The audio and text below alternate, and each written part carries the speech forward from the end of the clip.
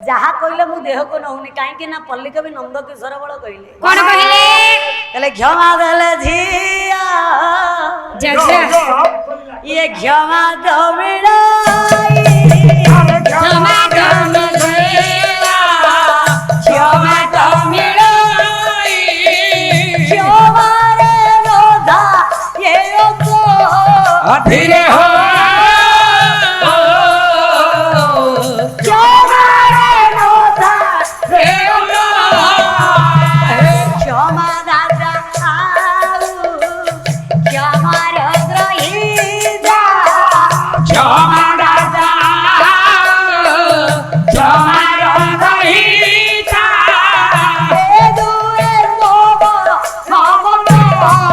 धीरे हो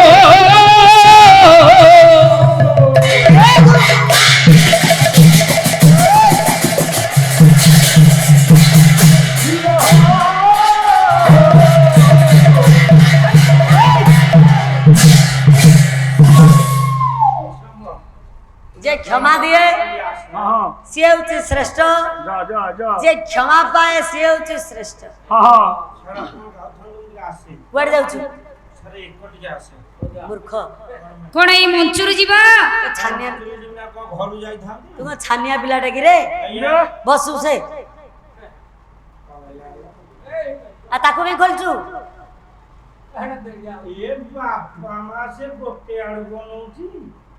अरे तोर ताठी काम कोन सारे एटा काम कोन दे से बुढ़ा मौसा मेसिन काम कोन उठा से छपे हम ताको जे नंबो उठले से गोटे पर 13 होची बस बस बस बस धन भौणी मते प्रश्न पचारि थिले प्रश्न पचारथिले देखा बाछु देखि दिया शिवंकर मस्तकर रहिला गंगा मस्तक रे गंगा बामा मिंगी हेले पार्वती देवी रजस्थला हेले शिव केते बेले पवित्रता हुंती ये से प्रश्न का प्रथम दिन रे हे जाब तो सरी नाइ रे बोरो मु कहितली ओ कथा सद्य पातक नासिनी सद्य मुख्य प्रदायिनी सुखदा मुखदा गंगा गांगेइब समानित पछकु गले शुणंतु आज्ञा मो प्रश्नटा भूल बोली भौणी कहितले आपण सुनिचंती तो तणु मु ठीक करबी ना करबिनी ठीक अछि आमे जदि आपणकर सुनिबा पई प्रस्तुत नुहे मु कहबा पई एते उच्छुक नुहे मु मध्ये गंतव्य आगे जी कहिबार तात्पर्य बादी वाला कथा आ गया विद्यार विवाद भौणिक विषय मु सदा सर्वदा पूर्ण करी आसी प्रथम रात्र रे द्वितीय रात्र रे आज मध्ये विदाय जामिनी रे पूर्ण करिबी किंतु भौणी मोर गोटिए विषय पूर्ण करी ना नहीं नहीं प्रश्न मु केबे पचारि नथिली भौणी मते सर्वप्रथमे प्रश्न पचारिले मु प्रश्नर उत्तर देली भौणी प्रश्नर उत्तर को काटी देले कले गंगा विचार रही मने दारुणी पड़िबो केसने आसीबे मोर भक्त जन होइबो मोर पाप खंडन एठी गंगांकर पाप खंडन हला ना शिव पवित्रता हले ये पदरु आपण माने कोन बुझिले जे आसीले से पवित्र हवा नहीं बा आइले अने गंगा शिवंकर संबंध गंगा पवित्र हेबे कविते गंगांकर पाप खंडन हबो गंगा पाप करि दिले की पाप भौणी मोर पडुतले भंज साइड भंज ना की कले बिंजी बल बिना बरे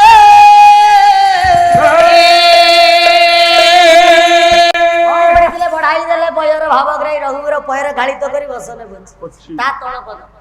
कले बिंजी बल बिना बरे ये पाद की गळपी मारा रे बिंजे बाला बिना बरे पाद की गळपी मारा रे ओयर हाय दो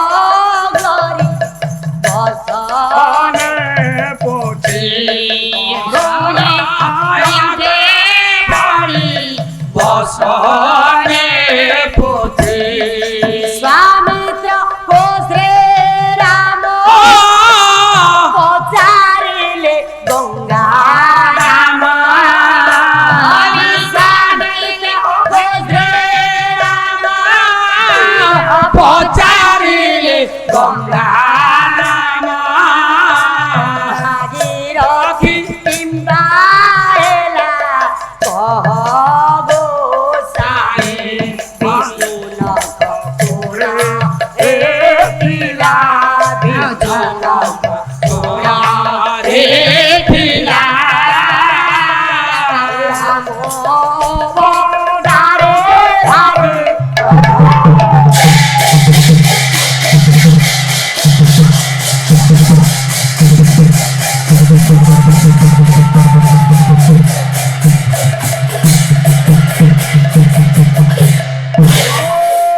তাহলে বিঞ্চি পল্লবী নাবরে নামরে পদকি কল্পী মନରେ মনরে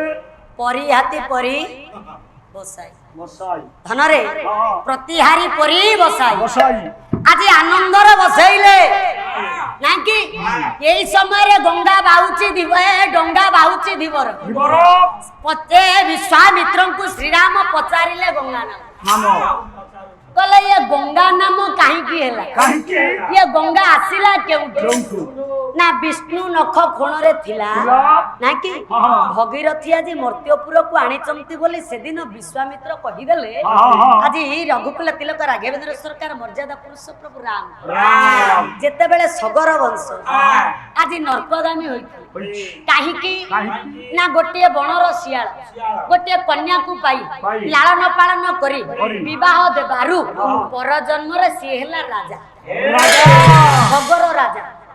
ନାକି ପୂର୍ବ ଜନ୍ମର କଥା ବିଭୁଙ୍କର କୃପାରୁ ସେ ଜାଣିପାରିଲେ ଜାଣିପାରିଲେ ମନ ମଧ୍ୟରେ ଚିନ୍ତା କଲେ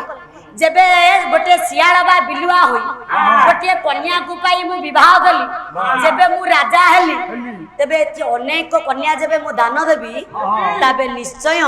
ମୁଁ ଇନ୍ଦ୍ରପଦ ପାଇବି ସ୍ୱର୍ଗପୁରେ ସ୍ଥାନ ପାଇବି ସ୍ଥାନ ପାଇବି ଦେଖନ୍ତୁ ଲୋଭରୁ ପାପ ପାପରୁ ମୃତ୍ୟୁ ମୃତ୍ୟୁ ଆଜି ମଣିଷକୁ କିଭଳି ବିପଦଗାମୀ କରେ ମୋହମାୟା ମୋହମାୟା ଯେପର୍ଯ୍ୟନ୍ତ ଆମକୁ ମୋହମାୟା ଗ୍ରାସିଛି ହଁ ସେ ପର୍ଯ୍ୟନ୍ତ ଆମେ କେବଳ ବିପଥଗାମୀ ହବା ହବା ସଗର ରାଜା ଦେବଦେବ ମହାଦେବଙ୍କୁ ଧ୍ୟାନ କଲେ କାହିଁକି ନା କନ୍ୟା ପ୍ରାପ୍ତି ଉଦ୍ଦେଶ୍ୟରେ ହଁ ଭଉଣୀ ମୋର କରୁଥିଲେ ଚଣ୍ଡାସୁର ବଧ ବା ସୁବାହୁ ବଧ ଇଏ ଚଣ୍ଡାସୁର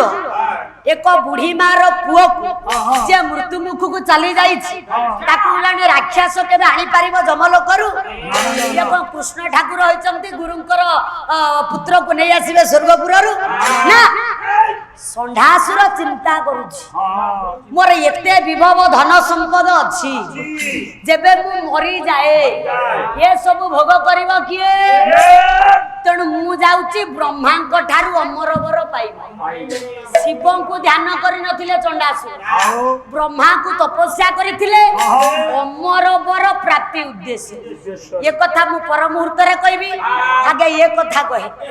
ଅକର୍ମା ଦାନିଶ୍ୟ ବୋଲାନ୍ତି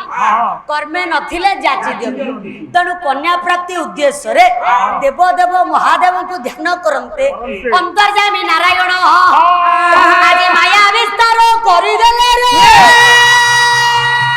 ରେ ମାୟାଧର ମାୟା ବିସ୍ତାର କଲେ କାରଣ ସିଏ ହଉଛନ୍ତି ମାୟାଧର ମାୟାଧରର ମାୟାରେ ଏ ବିଶ୍ୱ ଆଜି ପରିଚାଳିତ ହୁଏ ଆପଣଙ୍କ କଟକ ଜିଲ୍ଲାର ମୌଡମଣି ମାହାଙ୍ଗା ମାଟିର ଗୌରବ କୋଟପଦା ନିବାସୀ ସ୍ୱର୍ଗତ ଗଣକବି ବୈଷ୍ଣବ ବୋଲୋ ଦେଖରେ କୋଟପଦା ନିବାସୀ ପାଣି ପୁଅ କେମିତି ସୁନ୍ଦର ଭାବରେ କହିଲେ କଣ ଦେଖିଲେ ଗଣକବି ବୈଷ୍ଣବ ପାଣି ସୁନ୍ଦର ଭାବରେ ପଦଟିଏ ଗଲମ ଗଲେ ବଳିରେ ବହିର ନାମ ହଉଛି ଜଳନ୍ଧର ବଧ ବଧ ଜଳନ୍ଧର ବଧ ଗୀତିନାଟ୍ୟରେ ବାସ୍ ଗଣକବି ବୈଷ୍ଣବ ପାଣି କଲମ କଲେ କଣ ଲକ୍ଷ୍ମୀ ଦେବୀ ବୁଝଉଛନ୍ତି ମାୟାଧର ମାୟା କହିଲେ ହେ ମାୟାଧର ଦା ଦା କେ ଜାଣିବ ମାୟା ତୋୟ हे माया धरा के जानिलो माया तोरा हे माया धरा के जानिलो माया तोरा ମାୟାର ସମସ୍ତେ ତୋର ଏହି ସୃଷ୍ଟି ମାୟାର ସମସ୍ତେ ତୋର ଏହି ସୃଷ୍ଟି କେ କରିବ ପ୍ରତିଜ୍ଞାୟ हे माया धरा के जानिलो माया तोरा हे माया धरा के जानिलो माया तोरा ଯେତେବେଳେ ପ୍ରଭୁ ନାରାୟଣ ଚିନ୍ତା କଲେ ଜଳନ୍ଧର ବେଶକୁ ଧାରଣ କରି ସତୀ ବୃନ୍ଦାବତୀର ସତୀତ୍ୱ ହରଣ କରିବା ପାଇଁ ଚିନ୍ତାଗ୍ରସ୍ତରେ ସ୍ମିତ ହାସ୍ୟ ଦଉଛନ୍ତି ଲକ୍ଷ୍ମୀ ଦେବୀ କାରଣ ପଚାରି ଦିଅନ୍ତେ ପ୍ରଭୁ ଆଉ ଟିକେ ସ୍ମିତ ହାସ୍ୟ ଦିଅନ୍ତେ ଲକ୍ଷ୍ମୀ ଦେବୀ ପଚାରିଲେ ହେ ମାୟାଧର କେ ଜାଣିବ ମାୟା ତୋର ଇଏ ହଉଛି ମାୟାଧରର ମାୟା ମାୟାଧର ଆଜି ବାଗବାଦିନୀ ମା ସରସ୍ୱତୀ ଦେବୀଙ୍କୁ ସ୍ମରଣ କଲେ ଆଜ୍ଞା ଆଜି ଆପଣଙ୍କର ସଗର ରାଜା ଏ କନ୍ୟା ବଦଳରେ ଅନେକ ପୁତ୍ର ଆଜି ମାଗିଲେ ଯେଉଁ ପୁତ୍ର ଖାଦ୍ୟ ବିହୁନେ ଆଜି କୁର୍ମମାନ ପାଲଟିଗଲେ ନାଇଁକି ଭଗୀରଥୀର ପୂର୍ବ ଜନ୍ମ ତେଣୁ ଆଜି ମୁକ୍ତ କରିବା ପାଇଁ ଭାଗୀରଥୀ ସ୍ୱର୍ଗପୁରରୁ ଗଙ୍ଗା ଦେବୀଙ୍କୁ ଆଣିବାକୁ ଗଲେ ଯୋଉ ଅନେକ ଅନେକ ଦିନରୁ ବ୍ରହ୍ମା ଅନେକ ଦିନରୁ ବ୍ରହ୍ମା ଯୋଉ ଗଙ୍ଗାକୁ କମଣ୍ଡଳରେ ରଖିଥିଲେ ପ୍ରଭୁଙ୍କର ପାଦ ଧୋଇଦେବେ ବୋଲି ତେଣୁ ପ୍ରଭୁଙ୍କର ନଖ କୋଣରେ ତୁଷାର କଣିକା ପ୍ରାୟ ରହିଗଲା ସେଇ ଗଙ୍ଗା ଦେବୀ ମର୍ତ୍ତ୍ୟପୁରକୁ ଆସିବା ପାଇଁ ହେଲେ ପୃଥିବୀ ମା ଧରଣୀ ମା ଭାର ସହିପାରିବ ନାହିଁ ବୋଲି ଶିବଙ୍କର ଜଟା ଦେହରେ ଆଗେ ପାଦ ରଖିଲେ